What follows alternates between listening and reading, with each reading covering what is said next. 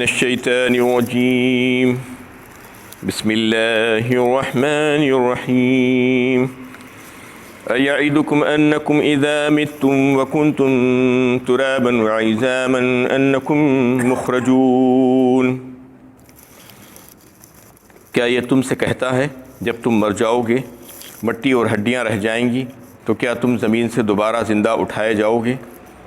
ہیہات ہیہات لما توعدون، ایسا کیوں کر ہو سکتا ہے جس چیز کا تم سے وعدہ کیا جاتا ہے وہ بعید از قیاس ہے۔ یہ سورہ مومنون کی 35ویں آیت ہے۔ اس میں بعث بعد الموت کے جو منکرین تھے ان کا حال بیان کیا گیا ہے۔ وہ سوال کرتے تھے کیا تم ہڈیاں ہو جاؤ گے اور ریزہ ریزہ ہو جاؤ گے اور خاک میں مل جاؤ گے تو کیا پھر دوبارہ اٹھائے جاؤ گے؟ کیا یہ تم سے وعدہ کرتا ہے یہ نبی جو تم سے آ کر بات کر رہا ہے کہ اللہ کا پیغمبر ہے؟ کیا یہ تم سے یہ بات کہہ رہا ہے؟ بالکل بھی نہیں، ایسا نہیں ہو سکتا۔ یہ تمہارے ہڈیاں ہو جانے کے بعد، خاک میں مل جانے کے بعد تم دوبارہ کیسے اٹھائے جاؤ گے؟ یہ منکرین باعث بعد الموت تھے۔ اس میں وہ لوگوں کو اللہ تعالیٰ سمجھا رہے ہیں کہ دیکھو تم جو ناممکن سمجھ رہے ہو جس چیز کو، تو سورہ یاسین میں اس کا تذکرہ اللہ تعالیٰ نے فرمایا اولم یر الانسان انا خلقناہ من نطفۃ فاذا هو خصیم مبین۔ کیا انسان کو یہ معلوم نہیں ہے کہ ہم نے اس کو نطفے سے پیدا کیا؟ اولم یر الانسان انا خلقناہ من نطفۃ فاذا هو خصیم مبین، اور پھر وہ صریح جھگڑالو بن گیا۔ وضرب لنا مثلا ونسی خلقہ قال من یحیی العظام وہی رمیم، اور پھر اب مثالیں دیتا ہے میرے لیے اور یہ کہتا ہے کہ ہڈیاں ہو جاؤں گا اور ریزہ ریزہ ہو جاؤں گا بوسیدہ، تو پھر اس کے بعد کون مجھ کو زندہ کرے گا؟ اولم یر الانسان وضرب لنا مثلا ونسی خلقہ قال من یحیی العظام وہی رمیم قل یحییہا الذی انشأہا اول مرہ وہو بکل خلق علیم۔ اللہ تعالیٰ فرما رہے ہیں کہہ دیجئے اے نبی صلی اللہ علیہ وسلم ان لوگوں کو جو اس بات کو ماننے کے لیے تیار نہیں ہیں، تو کہہ دو ان سے کہ جس نے تم کو پہلی بار پیدا کیا تھا وہی تمہیں دوبارہ پیدا کرنے پر قادر ہے اور قدرت رکھتا ہے، اور وہ ہر قسم کی تخلیق کرنے کی قدرت رکھتا ہے۔ یعنی تم اس کو یہ مت سمجھو کہ تم ہڈیاں ہو جانے کے بعد، ریزہ ریزہ ہو جانے کے بعد تم کو دوبارہ پیدا نہیں کر سکتا، جبکہ تم کو پہلی بار اسی نے پیدا کیا تھا۔ اس میں زبردست دلیل ہے ان لوگوں کے لیے جو اس بات کو ماننے کے لیے تیار نہیں تھے کہ مرنے کے بعد دوبارہ کیسے اٹھائے جائیں گے۔ اور پھر جو ریسرچ سے جو بات سامنے آئی ہے اس میں یہ بات ہے تحقیقات کے بعد کہ انسان کو مرنے کے بعد اس کو جب دفن کر دیا جاتا ہے یا جلا دیا جاتا ہے یا اور کسی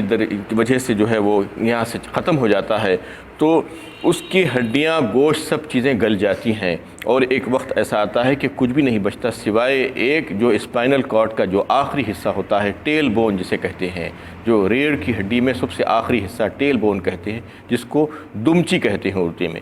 وہ کبھی بھی نہیں گلتی اور وہ کبھی بھی ختم نہیں ہوتی، وہ کبھی بھی جلتی بھی نہیں۔ جلانے کے بعد بھی جیسا بعض مذاہب میں جو ہے یہ ہے کہ انسان کو مرنے کے بعد جلا ڈالتے ہیں، تو جلا ڈالنے کی وجہ سے اس کا سارا جسم جل جاتا ہے، گوشت اور ہڈیاں سب کے سب، کچھ بھی اسٹرکچر کچھ بھی باقی نہیں بچتا سوائے وہ ایک ہڈی کے۔ یہ تحقیقات سے یہ بات سامنے آ گئی ہے کہ وہ ہڈی بچ جاتی ہے جس کو دمچی کہا جاتا ہے اور ٹیل بون کہا جاتا ہے۔ تو اسی سے اللہ تعالیٰ نے لوگوں کی آئیڈینٹیفائی کریں گے، اس کو بتائیں گے کہ یہ تمہاری ہڈی تھی۔ اور آج آپ کے سامنے جینیٹیکل سائنسز کتنی ترقی کر لی ہے، میڈیکل سائنسز میں جو جینیٹکس جس کو کہا جاتا ہے، جو انسان کی جنس کے جو تعلق سے تحقیقات کرتی ہے، کہ ڈی این اے ٹیسٹنگ جو ہوتی ہے، آپ کو پتہ ہے کہ آج سے 25-40 سال پہلے یہ چیز نہیں تھی، جب تک کہ انسان کے بارے میں کچھ زیادہ معلومات نہیں ہو سکتے تھے، لیکن آج انسان کا ایک ذرہ لے کر اس کا ایک معمولی سا سیل جو آپ کو آنکھوں سے نظر بھی نہیں آتا، اس کے ذریعے سے اتنی باتیں معلوم کی جا سکتی ہیں کہ آپ کو یقین نہیں آئے گا کہ اس کا جنس کیا ہے، وہ عورت ہے یا مرد ہے، یا اس کے جو ہے ماں باپ کا اور اس کی اولاد کا لنک پیدا کر سکتے ہیں، اس کی میچنگ کر کے کہ اس کی اولاد کون سی ہے، اس کے ماں باپ کون تھے، اس کا بلڈ گروپ کیا ہے، اور ہزاروں چیزیں صرف ایک ذرے کے ذریعے سے آج معلوم کی جا سکتی ہے۔ آج تحقیقات ہوتی ہیں، بسا اوقات آپ دیکھتے ہیں کہ کچھ ایکسیڈنٹس ہو جاتے ہیں یا کہیں پر لوگ جل کر مر جاتے ہیں۔ پچھلے 1 سال پہلے یہ واقعہ پیش آیا تھا جب بنگلور سے حیدرآباد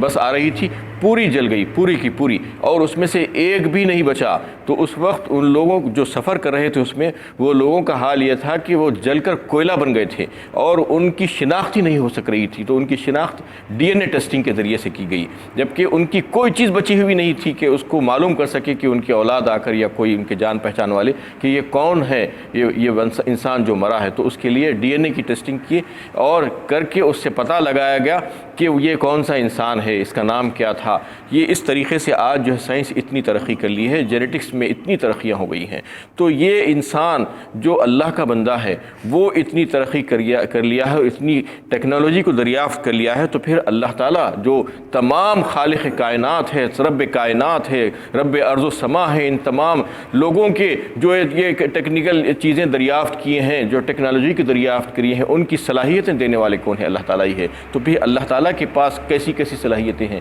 اور کیا کیا ٹیکنالوجی ان کے پاس نہیں ہوگی ان کو معلوم کرنے کی کہ انسان کون سا انسان کون ہے، اور یہ کس کی ہڈی ہے، اور یہ حصہ کس کا باقی بچا ہوا ہے، یہ سب کا سب معلوم ہو جائے گا۔ آج دنیا خود دیکھ رہی ہے کہ انسان معلوم کر لے رہا ہے کہ یہ کس کی ہڈی ہے، یہ کس کا ذرہ ہے، تو اس کے بعد اللہ تعالیٰ فرما رہے ہیں کہ تم کو اس کی فکر کرنے کی ضرورت نہیں ہے، یہ سب کچھ معلوم ہو جائے گا، تم اپنی فکر کرو اور تم ذرا اپنے پیدائش پر غور و فکر کرو، زیادہ دور جانے کی ضرورت نہیں ہے۔ تمہاری پیدائش کہاں سے ہوئی ہے؟ تم کیا کوئی قابل ذکر انسان تھے؟ تمہاری ہستی کہاں سے آئی؟ تمہارا وجود اس دنیا میں کہاں سے آیا؟ هل اتى على الانسان حين من الدهر لم يكن شيئا مذكورا کہا سورۃ دہر میں اللہ تعالیٰ نے تمہارے اوپر زمانے میں ایک ایسا وقت بھی گزرا ہے جب تم کوئی قابل ذکر حیثیت نہیں تھی تمہاری۔ یعنی آج اگر تم کوئی 50 سال کے ہو تو 51 سال پہلے تم کہاں تھے؟ ذرا غور تو کرو، 51 سال پہلے تم ذرات کی شکل میں تھے، تمہارا کوئی وجود نہیں تھا، تمہارا نام و نشان نہیں تھا، تم کو وجود کس نے بخشا؟ اس اللہ نے بخشا۔ تو تم اس کے بارے میں جھگڑ رہے ہو اور یہ کہہ رہے ہو کہ مرنے کے بعد دوبارہ کیسے زندہ ہو جاؤ گے، جبکہ مرنے سے پہلے، پیدائش سے پہلے تو تم کچھ بھی نہیں تھے، تم کو اس نے بنا دیا، تم کو وجود بخش دیا، آج تو کچھ ہو، تمہارے کچھ ہڈیاں تو باقی بچیں گی، کچھ ایک ذرہ تو تمہارا باقی بچے گا کہ اس سے بنا دیا جائے گا۔ تو اس وقت کی پیدائش مشکل تھی یا دوسری پیدائش مشکل ہے؟ اللہ تعالیٰ بار بار سوال کرتے ہیں کہ اس میں تمہیں شک و شبے کی کوئی ضرورت نہیں ہے، تم اپنی ماضی اور اپنا حال اور مستقبل اس پر غور کرو۔ تمہاری ماضی کیا تھی؟ ماضی میں تم ایک حقیر پانی کا قطرہ ہواؤں کے ذرات میں منتشر ہو کر پھر اڑ رہے تھے، اور اس کو پانی کے خطرے کو اللہ تعالیٰ نے ایک وجود بخشا، من ماء مہین کہا، انتہائی نجس، اور پھر اس کے بعد تمہیں ایک جیتا جاگتا انسان بنایا، جب آج تم حال ہے تمہارا یہ، تم چل پھر رہے ہو، کھا پی رہے ہو، بات چیت کر رہے ہو، تم کو اس قابل بنایا، اور پھر یہ حال تمہارا کیا ہے؟ اتنا خراب کہ تمہارے پاس گندگی بھری ہوئی ہے تمہارے اندر، اگر تم مر جاؤ تو ایک دن بھی تمہیں جو ہے باہر نہیں رکھا جا سکتا، تم سڑ جاؤ گے، تمہارے پاس اتنی گندگی ہے، اور پھر جب قبر میں ڈال دیے جاؤ گے تو وہاں پر کیڑے مکوڑوں کی غذا ہے۔ تو تمہاری ماضی یہ تھی، تمہارا حال یہ ہے، تمہارا مستقبل یہ ہے، اس پر اتنا اکڑ رہے ہو، اتنا تن رہے ہو۔ اللہ تعالیٰ سوال کرتے ہیں کہ اس زمین پر بھی کیا اکڑنا جس میں مرنا، گلنا اور سڑنا ہے۔ تو اس طریقے سے جو باعث بعد الموت کے جو منکرین ہیں ان کو بہت اچھی طریقے سے سمجھا دیا گیا ہے ان آیتوں میں، اور سائنس کے ذریعے سے بھی جو ہے وہ بہت اچھی طریقے سے سمجھ سکتے ہیں کہ آج انسان کیسے کیسے معلوم کر لے رہا ہے کہ یہ کس کا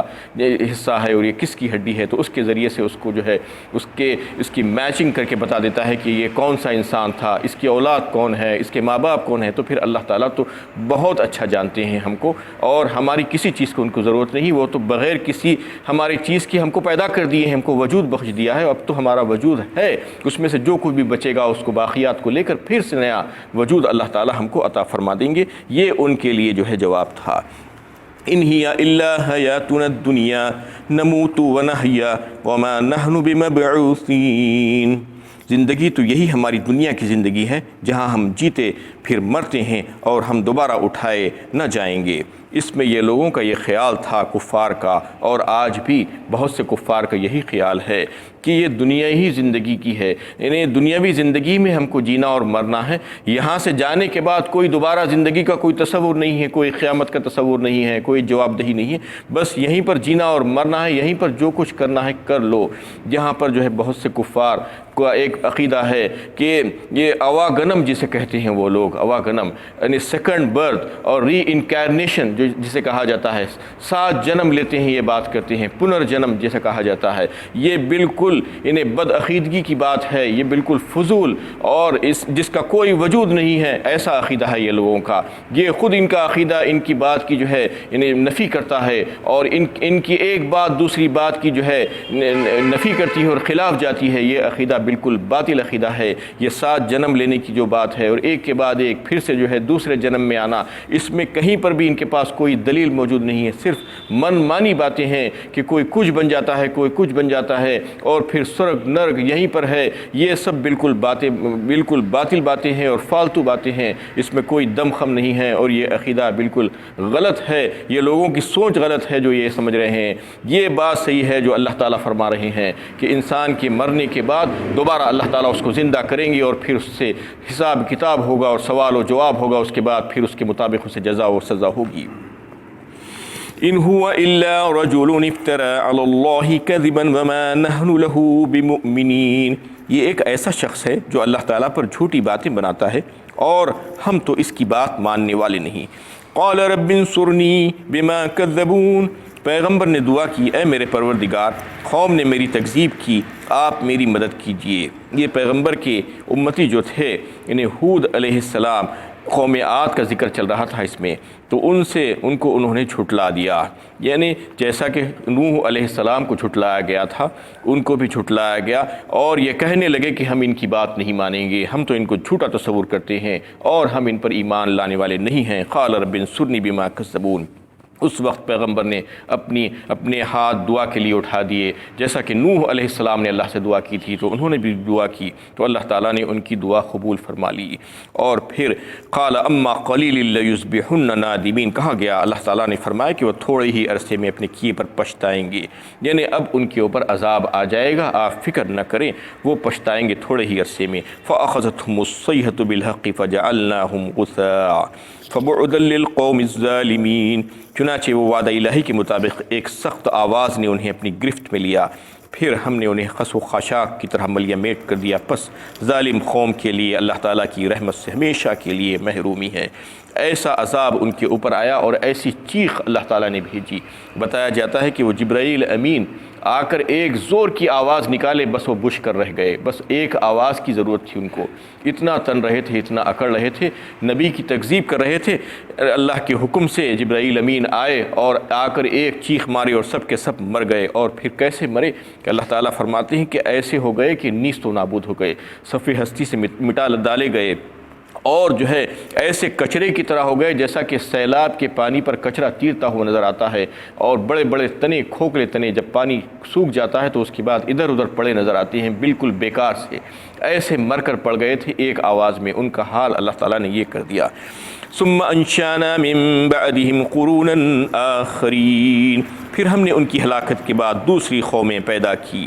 ما تسبق من امت اجلها وما یستأخرون، کوئی امت اپنے وقت سے پہلے ہلاک نہیں ہو سکتی اور نہ تاخیر ہو سکتی ہے۔ ان کے بعد جو قومیں آئی اس کا تذکرہ مختلف صورتوں میں ملتا ہے، یعنی قوم عاد کے بعد قوم سمود، قوم لوط، اور پھر قوم شعیب، یہ تمام قومیں آئی، انہوں نے بھی ایسا ہی کیا، پچھلے لوگوں کے نقش قدم پر چلنے کی کوشش کی، تو اللہ تعالیٰ نے ان کو بھی عذاب میں پکڑ لیا اور ان کو ہلاک کر دیا۔ اور پھر فرماتے ہیں ما تسبق من امت اجلها، ان کو جو ہے ایک وقت مقررہ دیا گیا تھا، سب کے لیے مہلت کی عمر ہے، اللہ تعالیٰ دیتے ہیں مہلت عمر کہ دنیا میں کچھ کام کرنے کا موقع دیا جائے، وہ موقع اور لوگوں کو بھی دیا گیا تھا اور ہر ایک کو دیا جاتا ہے۔ وہ مہلت عمر سے وہ لوگوں نے استفادہ نہیں کیا تو پھر ایک لمحے کی تاخیر اور تقدیم بعد میں جو ہے نہیں مل سکتی، جب وقت آ جاتا ہے تو پھر ان کی پکڑ ہو ہی جاتی ہے۔ ثم ارسلنا رسولنا تترا، پھر ہم نے پے در پہ اپنے رسول بھیجتے رہے،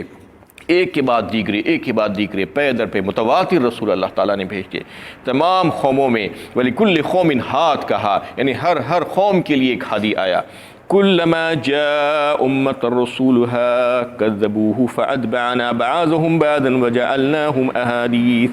جب کبھی کسی امت کے پاس ان کے رسول آئے تو انہوں نے انہیں چھٹلایا، تو ہم بھی ایک کے بعد دیگرے ان کا تعاقب کرتے رہے، یعنی انہیں اپنے عذاب سے ہلاک کیا اور ان کے واقعات دہرائے جانے والے قصص بن گئے۔ یعنی جب رسول آتے گئے انہوں نے جھٹلاتے گئے تو پھر ہم بھی ان کے پیچھے پڑ گئے اور ان کو ہلاک کرتے گئے، وہ جھٹلاتے گئے ہم ہلاک کرتے گئے، اور پھر ان کا نام و نشان مٹا دیا اور صرف ان کا نام باقی رکھا، لوگوں کی عبرت کے لیے ان کے فسانے بنا دیے، ان کے قصے بنا دیے۔ وَبُعْدًا لِقَوْمٍ لَا يُؤْمِنُونَ، دوری ہو، رحمت سے دوری ہو ان کے لیے، اللہ تعالیٰ فرما رہے ہیں جو ایمان نہیں لاتے۔ ثُمَّ أَرْسَلْنَا مُوسَىٰ وَأَخَاهُ هَارُونَ بِآيَاتِنَا وَسُلْطَانٍ مُّبِينٍ، پھر ہم نے موسیٰ علیہ السلام اور ان کے بھائی ہارون کو اپنے احکام اور معجزات کے ساتھ بھیجا۔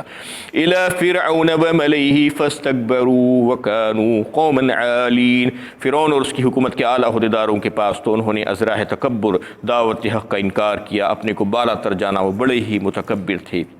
موسیٰ علیہ السلام اور ان کے بھائی ہارون علیہ السلام کو فرعون کے دربار میں بھیجا گیا معجزات کو دے کر، کھلے دلائل کے ساتھ۔ ایک ید بیضا اور ایسا جو سانپ بن جاتا تھا، اس کو دیکھنے کے بعد بھی انہوں نے تکبر کیا اور ضد کی اور یہ کہا کہ یہ ہمارے جیسے انسان ہیں۔ فَقَالُوا أَنُؤْمِنُ لِبَشَرٍ مِثْلِنَا وَقَوْمُهُمَا لَنَا عَابِدُونَ، نہ صرف ہمارے جیسے انسان بلکہ ہم سے بھی حقیر تر، یہ تو ہمارے ماتحتین میں رہ چکے ہیں، ہمارے غلام ہیں، ہم ان پر ایمان کیسے لائیں گے؟ اس طریقے سے انہوں نے تکبر کیا۔ فَكَذَّبُوهُمَا فَكَانُوا مِنَ الْمُهْلِكِينَ، لہٰذا انہوں نے ان دونوں کی تکذیب کی، پھر وہ ہلاک کر دیے گئے۔ وآخر دعوانا الحمدللہ۔